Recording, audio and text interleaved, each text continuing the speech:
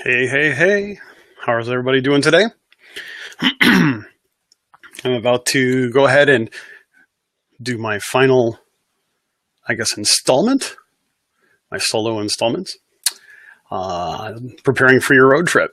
And so I'm going to go ahead and get started here in just a moment. So we'll go ahead and get rolling. All right.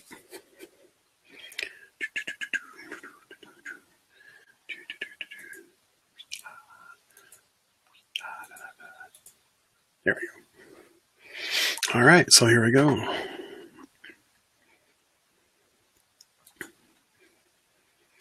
Welcome back, everybody, to the Behind Ears podcast. I am Mr. Chris, and I'm bringing to you. Yeah, let me try this again.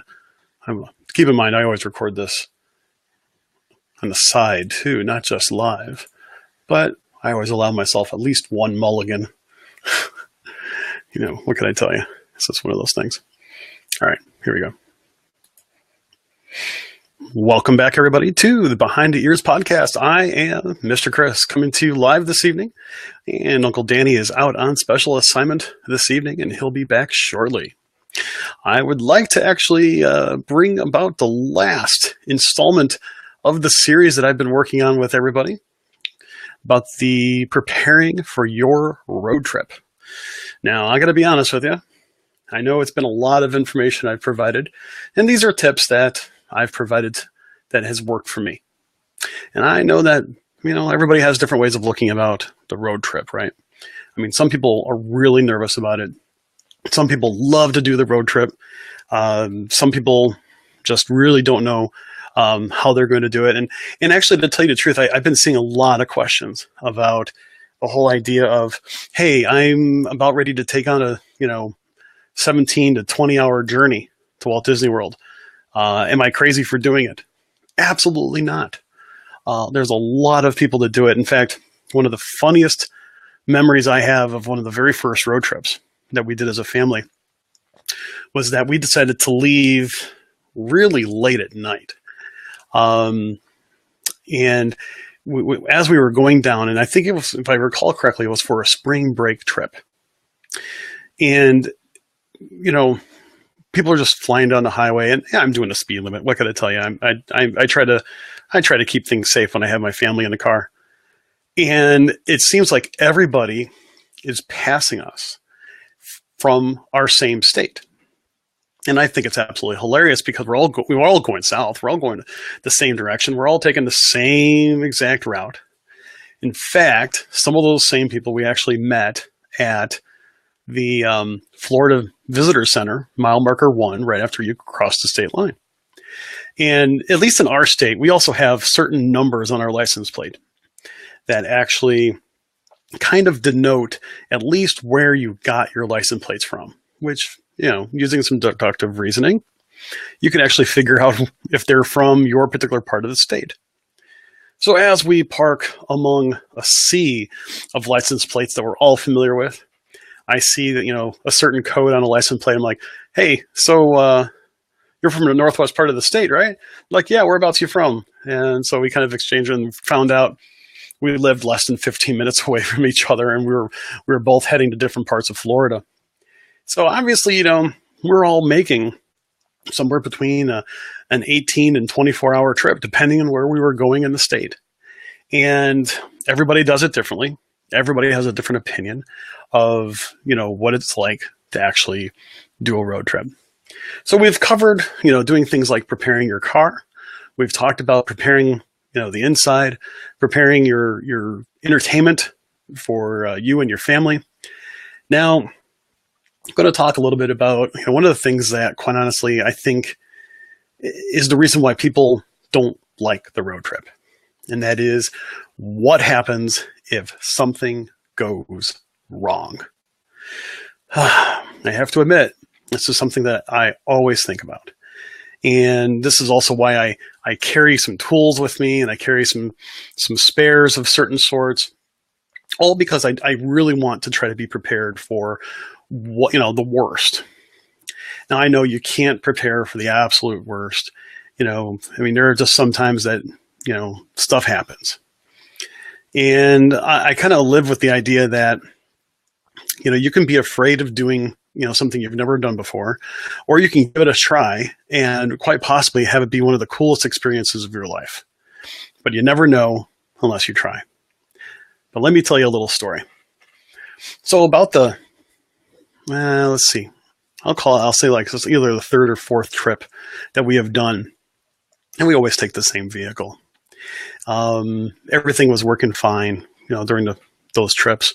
But one year, in between my the summer vacation and the following summer vacation, I had to have the engine replaced in my truck.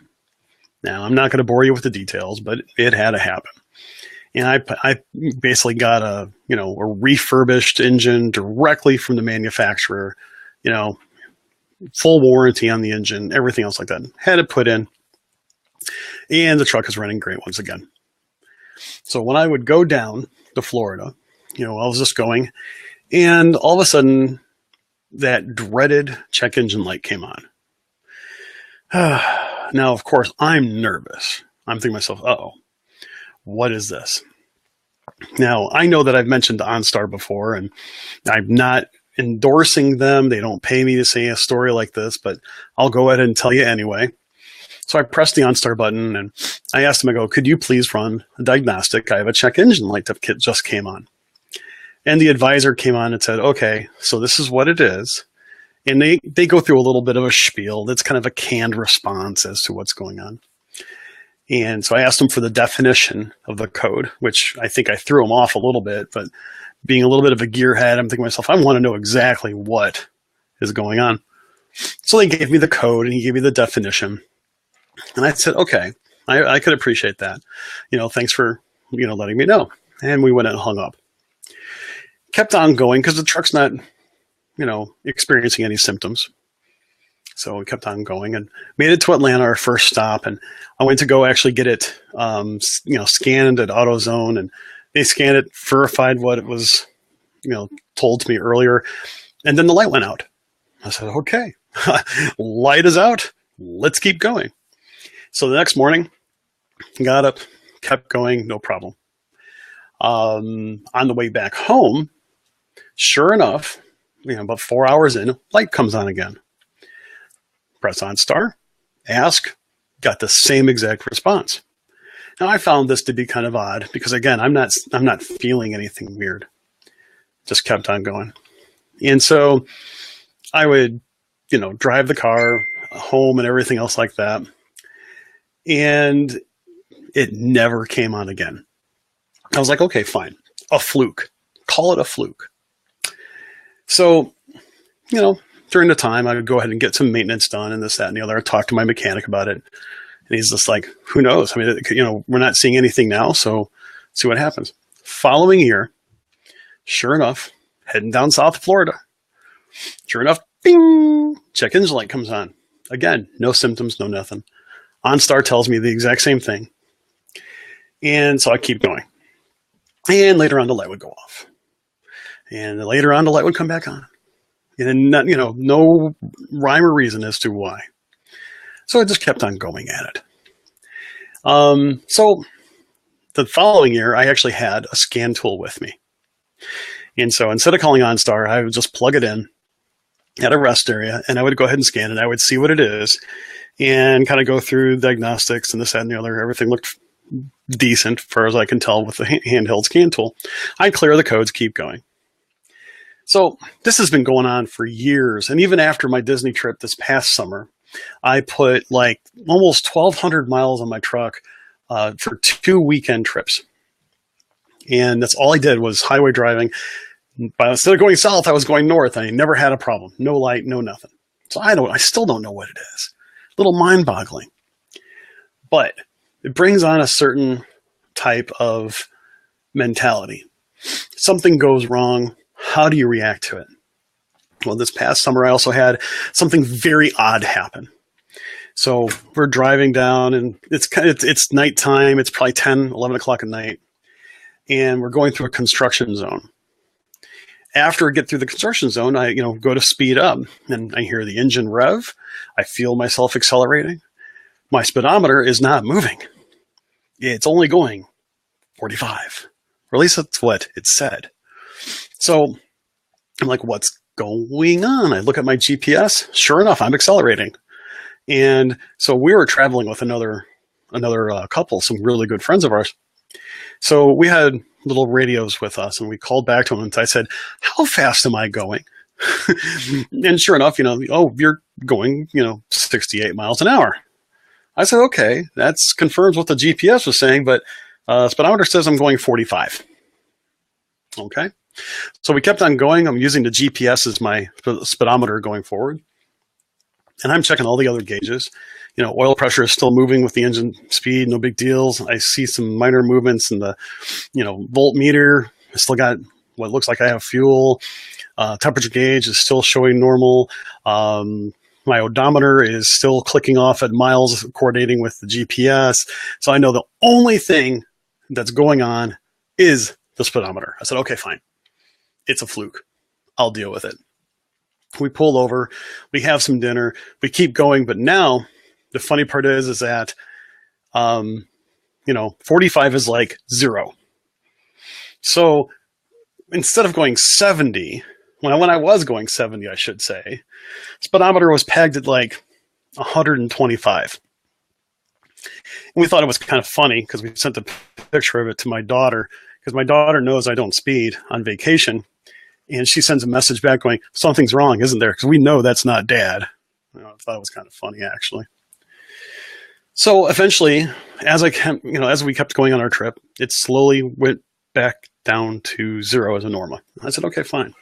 Again, it's how you react to it. Check things out. Don't panic. I had to keep remembering to myself, don't panic, don't panic, don't panic, don't panic. So I'm like, okay, fine. It's a glitch. I know it's kind of a common problem on the vehicle that I have. I'm not really super concerned with it. And so make it to Disney, back, no other incidents. Well, the funny part is, at least on this one, it's happening again now. So I've ordered parts, and I have myself a little project to do over here during the Christmas break. No big deal. And, it kind of goes along with what do you do if something goes wrong? Okay, so let's talk about that for a minute.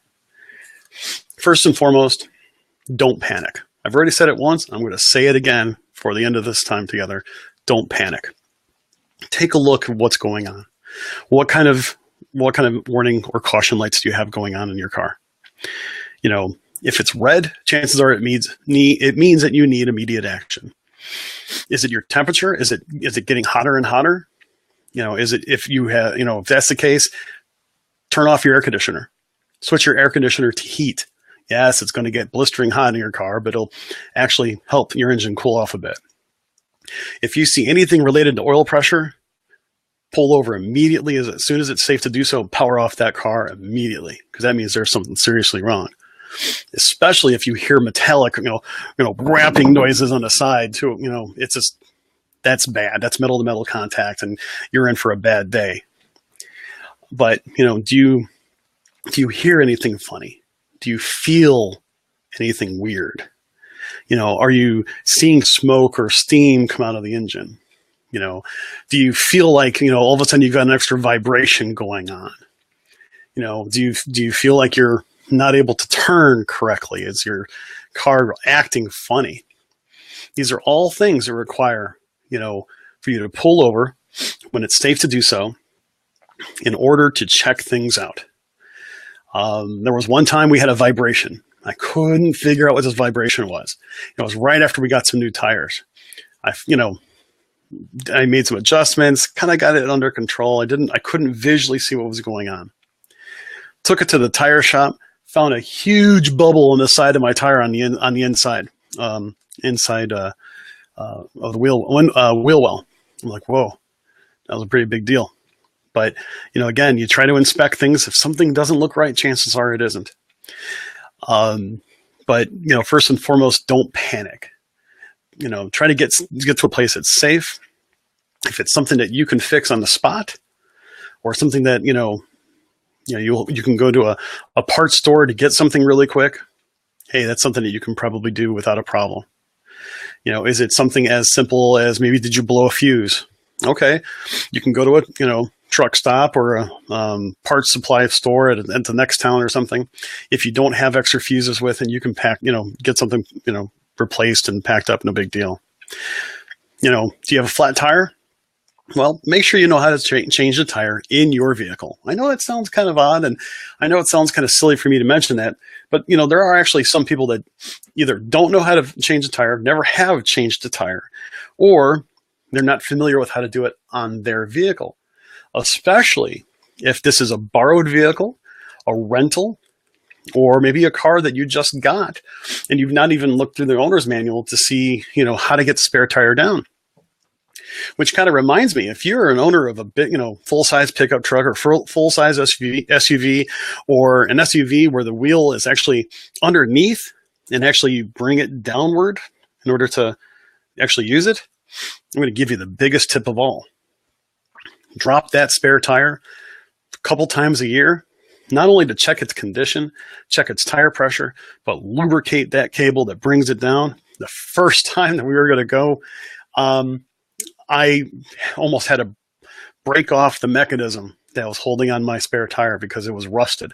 I got it all cleaned up. It works great, but every year I lower it, I re-lubricate the cable, I check everything, put it back up nice and secure. But that's one of the simplest things, right? Because, you can have a spare tire, or you could have a flat, you're going to need your spare. I also carry a can of Fix-A-Flat just in case it's, maybe a slow leak over a period of time. Because when I get down to Florida, I just want to get there, right? I just want to get to Florida. I want to get to Central Florida. I'll let my family have a good time. I'm going to go take care of the car. I'll go to, if it's, my local wholesaler that I usually deal with tires and stuff like that for something like, tires or what have you. Get it taken care of. Does it feel like does it feel like you have a problem stopping? Make sure that there's nothing caught up in your brakes. Is it a problem with the steering? Just make sure, is it maybe a low tire pressure? Is it pulling to a side? A lot of times that's tire pressure as well. Check your tire pressures before you leave. Check your tire pressures. If you stop overnight, check them again before you leave. Top them off, get it all set up. Sometimes, especially if it goes down a little at a time and you think you have a slow leak, get it taken care of. There is an auto care center on Disney property. Now, I've never used it myself. I'm not endorsing it because I've never used it myself. But if you really don't have a clue and you get down there, let them work on your vehicle. You can get transportation to and from the place. It's not a big deal. All you have to do is ask them. They'll come pick you up. You can drop off your vehicle. They'll take you wherever you need to go. It's kind of cool. I mean, granted, you're gonna have to pay for it, and you probably can't use your Magic Band, but it's one of those things. But still, you want to get it taken care of. Because keep in mind something, a lot of stuff can happen when you're driving. I mean, for me, it's almost 1,200 miles. That's a lot of driving in a 24-hour period of time. And for me, I can't tell you how many construction zones I go through, how many bridges I go over, how many, miles worth of mountains that I have to go up and down. These are just some of the things that you have to watch out for. These are things that your vehicle will be tested and tried big time. It may be something minor, like maybe your air conditioning goes out. Now, I know you might say, hey, I'm going in August. There's no such thing as a minor air conditioning fault in August. You're absolutely right. Totally get it. But I'm really concentrating on the items that are going to put you and your family at risk, whether it mean getting into an accident or getting injured or something like that. We don't want anything like that to happen. So it matters on how you deal with it. So here's something else I love to do now. Past couple of years, I've had other families, go with us, and we would caravan together. And if you're able to do something like this, even if you don't have the same vacation schedule, or you don't want to do the same things with them, or even if you're going down to Disney and you want to meet up with them only a little bit, that's okay too. But sometimes if you're able to find somebody to caravan with, not only is it a lot more fun to do the drive, but there is that idea that if for some reason you go down there and something happens, you've got someone that can help you. that can either take you to the next town, act as a chase vehicle, so to speak, in order to get, parts or, assistance or a tow truck. These are all really, really good things to have. Now, I know there's a lot of people that don't have that luxury. And I know I've been very blessed to be able to have friends that are going down at the same time. And it's been great. I mean, it's been very memorable. And the nice part is that we have our separate vacations. They just, we meet up once in a while. They do their thing. We do our thing. It's really fun. We don't get into each other's way. The other part to it is that, again, don't panic. I think one of the biggest things that can actually, disrupt the ability to think is when you get really distracted over the problem rather than trying to figure out what the solution is. That's one thing I will say that I've been fortunate. I mean, my wife, doesn't, well, if she panics, she doesn't show it. She lets me handle it. I talk it out. I do a lot of talking to myself, so to speak, to try to, think problems through. Like the problem with the speedometer, I'm talking out loud. I'm like, okay, I got this. This seems to be still working. This is accurate. This is not. This, that, and the other. I'm like, okay, we can go ahead and continue. We just have to do this instead. And even my wife's like, I never would have thought about, just using the GPS as a main speedometer of sorts. And maybe some people don't. But I thought to myself, hey, I've got it. Even this, when it happened just a couple days ago, my son, took my wife's phone and he downloaded a speedometer app. And the cool part is that as a part of the speedometer app, he was able to get it to work, and then he put it on the dash, and because it was night, it reflected in reverse on the dash to show how fast she was going as a heads-up display. It was so cool. Who would ever think that you would have a problem with your vehicle, and then you would actually have something cool happen because of it? Like, so we have this little cool speedometer app, which quite honestly, I'll probably end up using on our next trip, especially when we drive at night, so I don't have to necessarily look down at the speedometer. I'll just leave it on the dash. It'll reflect right below my line of sight. Boom, done. Yes. Oh, man, I know. But here's the deal. They say that, chance favors the prepared mind. Inspect your vehicle before you leave every day as a part of your road trip. Try to avoid the problems. Tire pressure, oil level, coolant level, even washer fluid level. Check your windshield wipers. Make sure all your lights are working. Have fuses handy. Duct tape, black tape, pliers, a little electrical tester. And if you know of Harbor Freight Tools, get a coupon for one of their free multimeters. They are so handy in a case like this. And if you don't know about Harbor Freight Tools, look it up. Seriously. No, I'm not endorsing them, but I use a lot of their stuff. Trust me. It's not bad, really. For a novice mechanic like myself, perfect. Okay.